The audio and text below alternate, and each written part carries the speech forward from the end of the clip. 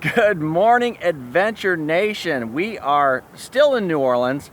New Orleans has been awesome, especially Mardi Gras, right? We had a good time. Yes, we did. Today is our last day in New Orleans, so we're going to do some exploring outside of the French Quarter, show you guys around a little bit. Stick around.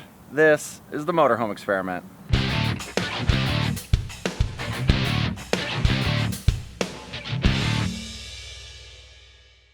New Orleans is more than just the French Quarter, although that's what it's mostly known for. Today we are getting out of the campground. Yesterday was a work day. We had to recover from Mardi Gras, us wussies. From the French Quarter. We're wussies. We were home by 7 o'clock, but we'll talk about that in a little while, about how we would change up our scheduling a little bit. But today we're not going to go into the French Quarter at all. We're going to get close, but we're going to do some of the other things outside of the French Quarter. We think you guys are going to like it, so let's go out and do it. Let's go.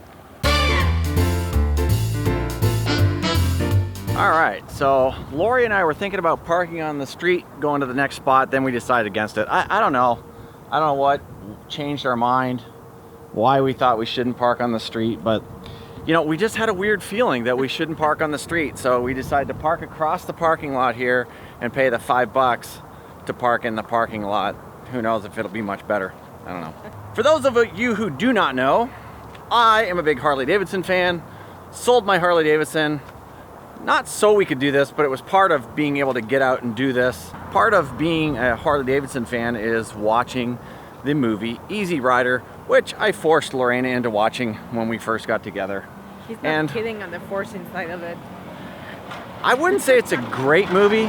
It's actually really weird, but it's iconic, and it's got Dennis Hopper in it, and it's got Peter Fonda in it, so hey, we watched it.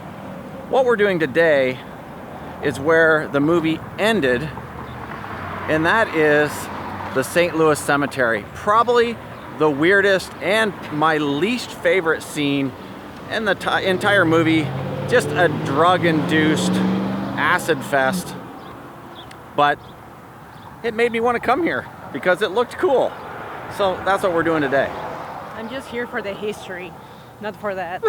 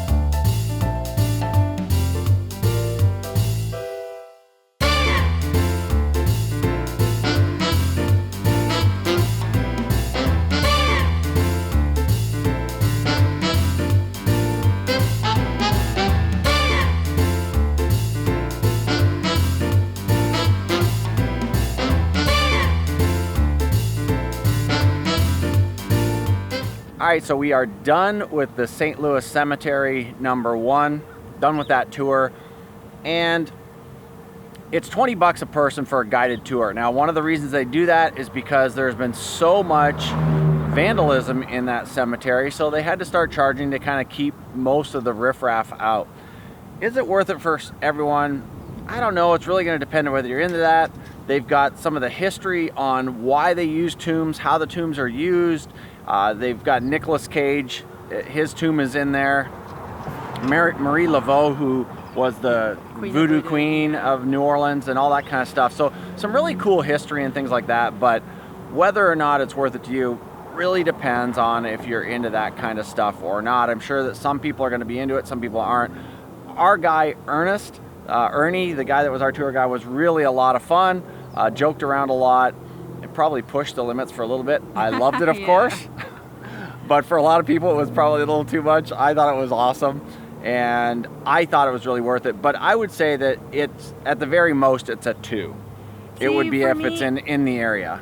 For me, I'm not the kind of person. I love to go to cemeteries. I know there's a lot of people who do. I am not one of those people. For me, it's a place of respect and silence and all that. Now, with that being said, coming to a cemetery from the 1700s with so much history and learning about how they used to do it and build and construct the tombs and how it works and how people still use it, famous people inside, just to get to see that, I think it was worth the $20. Cool. I think so. So yeah, I think if in the area. Yeah, if you're in the area, check it out. And again, just going to depend on whether you're into that or not. But we were going to go to the Lafayette Cemetery and a couple of the others, but I think we're cemeteried out. Yes. So now we're going to go check out some of the local plantations, and we'll talk about that here in just a little bit. Let's roll.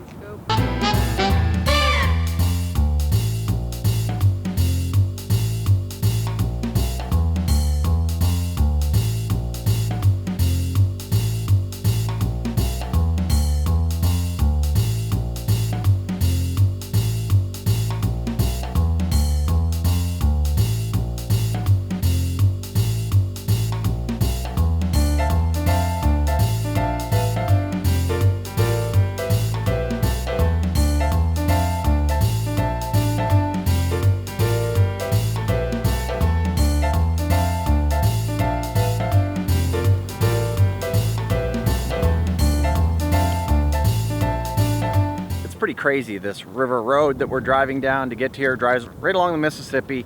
You have the levee between the road and the river. It's all this industrial complex, and then you have some small towns, and you have some beautiful homes, and then you have these amazing plantation houses. In between refineries. Like this one. And then you have refineries like the one we drove past just to get here. And you can see just beyond the walls of this plantation. So it's pretty crazy, this area, the mixture of industrial and homes and plantations and little towns, parishes, but pretty cool. Thank you. This is our beautiful tour guide. Check this out. Go. There you go. Spin it, girl. Spin it. Love it. How you doing today? Good. We're heading inside the San Francisco Plantation now. I'm not supposed to shoot video in there, so I'll probably get a little bit. Stay outside. We're not allowed to shoot in, so we'll be back.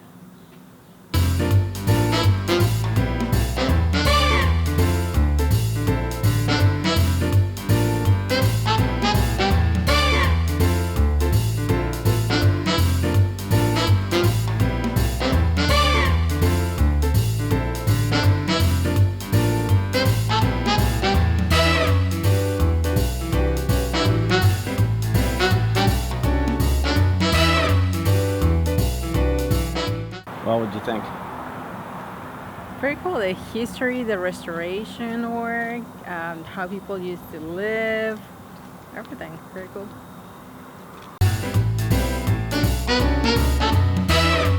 So the little houses that we're about to tour here are actually examples of a one-room schoolhouse, and then another house that I'll find out what that is here in just a second.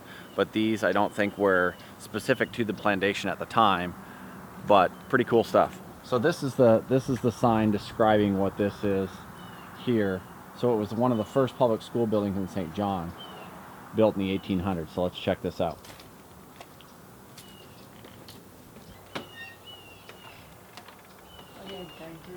They have mosquitoes the size of Volkswagens here.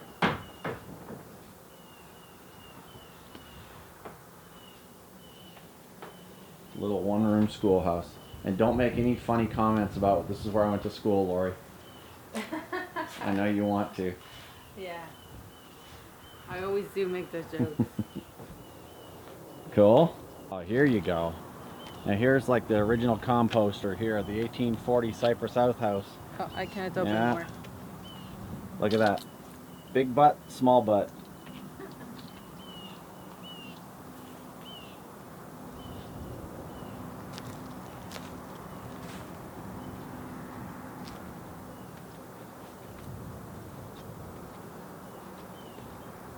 some of the early construction.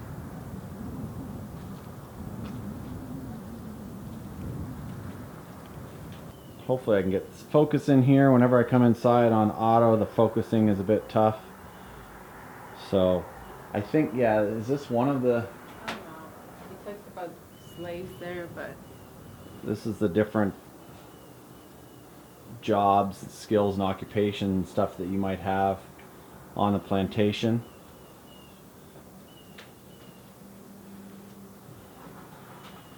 And there's sleeping arrangements here. Not the best, for sure. And then I actually have slave inventories on the wall, which is just crazy.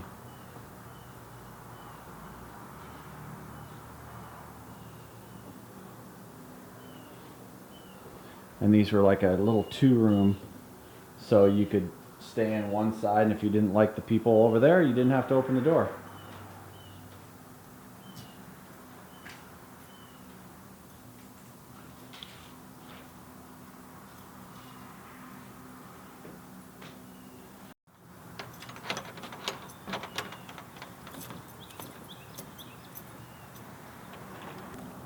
One of the subjects that they really avoid when they're taking you through the plantation is the subject of slavery. But it was something that happened back then. It's obviously not something that I would ever condone, but it happened. And that's part of the history of this area. This plaque here is kind of cool because it is an honor of those people that were enslaved in this region. In memory, recognition, and appreciation of the enslaved laborers who endured hardships and worked at the San Francisco Plantation from 1830 to 1865. Through their sacrifices, they contributed immensely to the economy and culture of Louisiana. There's supposed to be ghosts here, so let's see if you can see kids in the window. Yeah, if you see little kids running around in the background, there aren't any. So that's probably a good sign that we caught some supernatural thing on there. What a bunch of hogwash.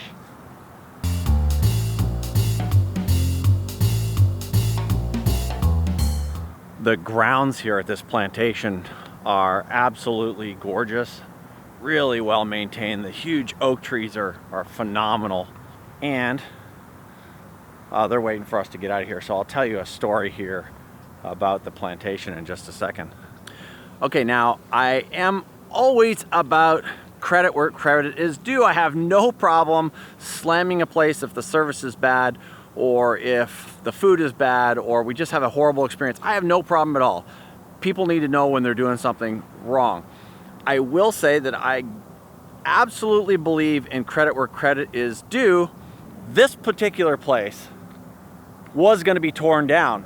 Marathon Oil bought all this property and they saved the house. They actually paid for the restoration. They, I believe, own all of this stuff. It's something you guys will have to look up. But the San Francisco Plantation is only here because of Marathon Oil. So they did a good thing here by preserving this building. So thumbs up to Marathon. Okay, we just toured the San Francisco Plantation. We do want to say quickly that we're visiting these plantations because we feel that they're a huge part of Louisiana history. We in no way condone slavery and things that were done at these plantations, but it's part of the story in this area, good or bad, and we want to see all of that stuff. But we thought that it's something that we should just say that it's not something that we condone. It's not something that we think was right. And so that is just something that I wanted to get out in the open, because I didn't want people freaking out going on, oh, they're going in and supporting slavery. It's not that way at all. Obviously, there's no slavery on these places anymore, and it's now history past. Doesn't fix anything, but it's definitely not in our wheelhouse to condone something like that whatsoever. So wait to see what happened in the past so it doesn't happen in the future. Right. It's learning from history, and I think that's really important. And see how people used to live too. It's part of the architecture, part of the surroundings, and the history of the area. So it's part of it. And the houses themselves, the architecture is absolutely gorgeous. And this river road is kind of a neat drive as well. Again, I love the word juxtaposition. The juxtaposition of these beautiful plantation homes surrounded by the ugly, nasty oil refineries. They're ugly, I mean. They're ugly. Provide good products, but they're ugly. Yeah. Again, they provide some good products, but they are damn ugly. Yeah. And they are beautiful in their engineering as well, I guess, if you're into that thing. You're into that thing. I am into that thing. I really do love the fact that, like, all of these pipes and valves and steam and everything that has to go into getting this little drop of liquid from one place to another, I'm completely fascinated by that stuff. I love it. I think it's amazing. Okay. But it's dirty and disgusting. What were you going to say? Talking about the plantations. The river road is a great road to drive. So you don't have to spend the money. Just come and drive the road. Check out the plantations. Just pass in front of them, read the little signs, and that's a great experience. That's a great thing to do just for the day. You can do that for free. Yeah, and you can do for free it. Or if you have a little bit of money, you can always go into one of the plantations. Which one to choose? Very hard to pick. They're all so different and they're so cool. So it's up to you which one you want to pick. All of them are between $17-$20 for the tour. And Destrehan or Destrehan, however it's said, that was $20 a piece, and we said no way. San Francisco was $17. It's $3 difference. 17 each? Yeah. Oh, I thought it was $10 each. No. Why the hell did we do that? You know what? I'm not from this country, and sometimes when you see some movies, you see the plantation homes, and I have been always curious about how they look like. Okay. So why did I pay for a tour there? Because I was curious. I mean, that's what it is at the end of the day, right? You want to just go and see. So that's what I did. Now, and so then I would say plantations as a whole, we can rate them as a whole. I would say they're a 2. If you're in the area, visit a plantation and just see what it's all about. The other thing that you have to beware or think about, all of these plantations, they close early. Oh. The first one we went closed at 2. This one closed at 4. We were the last tour. You have to be here early in the day if you want to tour more than one plantation, basically, because the plantations themselves are very far from each other. All right, now this plantation, we didn't know it when we originally set out today that this plantation was this particular one. We knew it was the Evergreen Plantation, but we didn't know that this was the plantation that was used in the movie Django. So check this out. We are not going to get to tour this thing because it is closed right now, but we are going to get to take some pictures. And the sun, of course, is going down behind it, which is going to be a nightmare. Hopefully we can get at the right angle, or I can get in the shade somewhere so that you guys can see this. So again, this one closes at 2. And I'm probably going to be able to get a really good shot through this fence. There we go. The sun is off to the side. Check that bad boy out. Now I'm gonna have to go back and maybe check the movie out. I don't know if this is the one that Leonardo DiCaprio was in. I don't believe this is that particular one. And I don't know what sections of these were used in the movie. So What do you know? That's something I'm gonna have to go back. I don't know anything, Lori. What do you know? I don't know anything. I just know it said the Evergreen Plantation was used in Django. That's all I know. But what a cool building. The double stairs going up the front, absolutely incredible. Now there's a lot of other buildings on property as well. You can see other buildings over to the left and right of it. So it might be parts of those buildings, who knows. This here is part of Oak Alley. You can see obviously all the oaks and the plantation there in the background. I wonder if the restaurant's still open.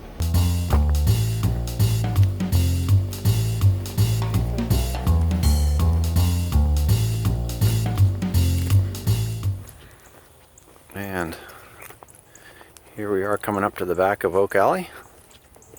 The grounds are spectacular.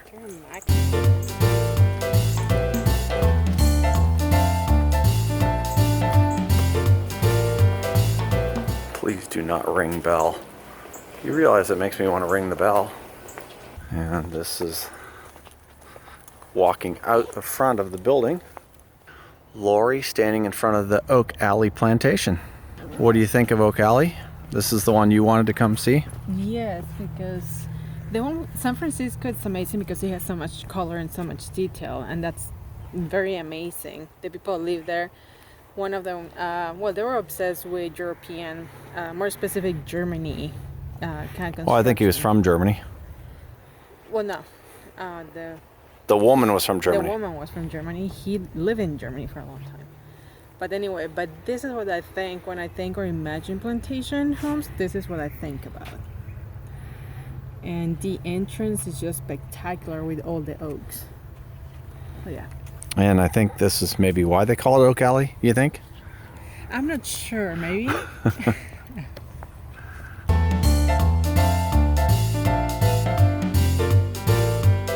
The oaks here are just amazing, the way they go down and touch the ground. Just absolutely incredible. The setting in here is just incredible. And like you said, it's exactly what you would picture from a southern plantation. Now the tour on this one is $22. But if you're here after hours when the tours are done, you can still pay $11 just to walk the grounds here. But because we park on the back end where the gift shop area is, the restaurant and the inn, like there was no ticket booth back there. So we just walk in. And we're doing free advertising for them. Absolutely. We should be charging them for this. Absolutely. So, Oak Alley, I'm expecting my check.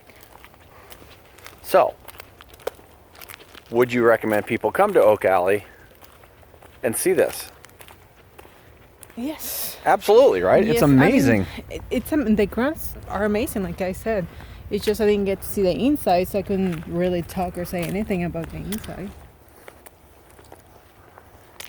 But the grounds themselves are crazy cool. So well maintained and so clean. I think this would have been probably better tour than the other one we went to. Although we read online that it wasn't, but the outside of this is spectacular. See, Paul read that it was not the place. I read it was the place to come and see. So, different reviews we read, I guess. And this is the breakfast and gift shop area for Oak Alley. You can see it's really, really cool. Just that everything closes so freaking early around here. And this is the place I was talking about, that you can buy tickets here, but it was closed. Yep. So, what do you say we do one last dinner down on Bourbon Street? Let me think. Of course, yes. I still have not had my jambalaya that I want to try. I already had gumbo, already had the red beans and rice, but I need to try the jambalaya. So what a better setting and better place than a last night in Bourbon Street. Cool. I'm in.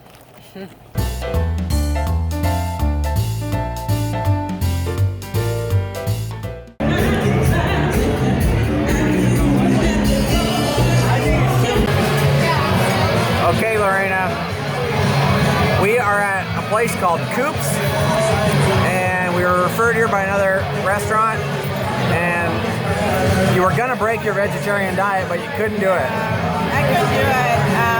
The only reason I was gonna break it was for the jambalaya, to try it, and they told us, they recommended this place, it was the best in town, but when it has rabbit in it, I just couldn't do it. Couldn't pull the trigger with rabbit. This place is crazy. We're down near the Frenchmen area. Check this out.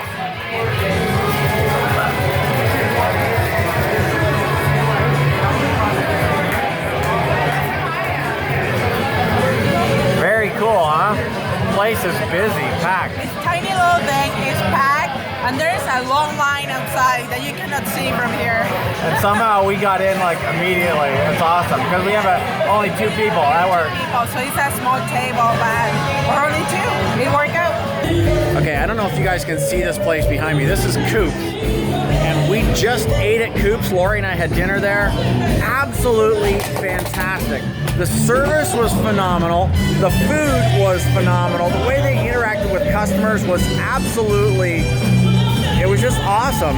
And I just wanted to give these guys a shout out. It's Coops on Decatur. And we just walked up past a couple of other restaurants that are dead. So this place absolutely packed because the food is good, the service is good. And again, you gotta go in with a sense of humor because they're gonna drop F-bombs and do stuff like that. But incredible seafood, incredible food, great atmosphere, and a lot of fun. The music you hear is from BB King's across the street. So if you get to BB King's right across the street, that's Coops. Go check them out. Okay, now here's the difference when service and food is good and or not. Like the place we're walking by right now, literally is a half a block or so from the other place, and you can see inside of there, empty. Completely empty. Not a single person in there. It's really not that hard, folks. Decent food and phenomenal service. Put a smile on your face. Act like you're having fun and you want to be there. Reasonable price, yeah. Reasonable prices. You're gonna pack the place. And it was pretty reasonably priced as well.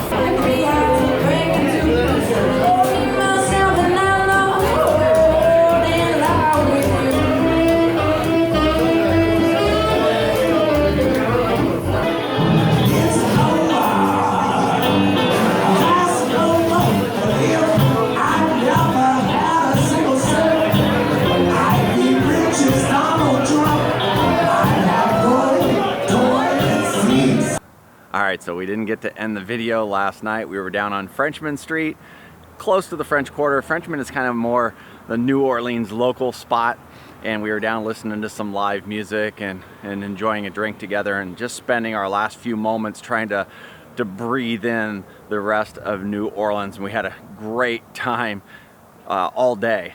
So visiting the plantations and the cemeteries and all that kind of very, very cool stuff, very historic stuff.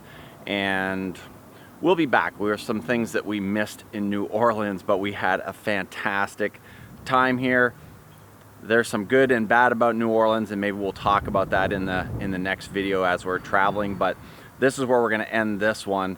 And we appreciate you guys watching it as always. If it's your first time here, make sure you subscribe to the channel. Stay up to date on everything we're doing. This is a great way for you guys to find out some spots that you may want to visit in the future, or some spots that you may want to avoid in the future. Either way, works out great for you. It would be equally as awesome if you guys liked the video. Thanks, gang. We'll see you again soon. Bye.